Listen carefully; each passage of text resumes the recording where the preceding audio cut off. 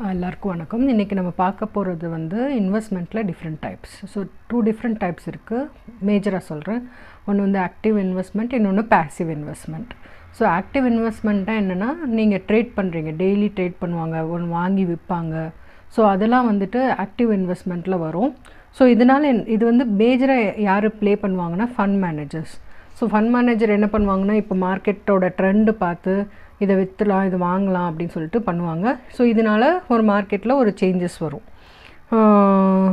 இது பேசிவ் இன்வெஸ்ட்மெண்ட்னால் சில பேர் வாங்கி வச்சுட்டு அது வந்து லாங் டேர்ம் வந்து கேரி பண்ணுவாங்க. ஃபார் எக்ஸாம்பிள், இப்போது நீங்கள் சில இதிலலாம் பார்த்துருப்பீங்க, விப்ரோ ஸ்டாக் வந்து அப்போ வாங்கினது இப்போ வந்து நான் கோடி கணக்கில் வச்சுருக்கேன், அதோட ஸ்டாக் வேல்யூ மட்டும் எனக்கு இவ்வளோ கோடி இருக்குது அப்படின்னு. ஸோ வந்து அது பேசிவ் இன்வெஸ்ட்மெண்ட். லாங் டேர்ம் வாங்கி வச்சுடுவாங்க, அது லாங் டேர்ம் அதை அப்படியே செக்யூர் பண்ணி அதுக்கப்புறம் அதை விற்பாங்க. ஸோ இதுதான் difference between active investment and passive investment.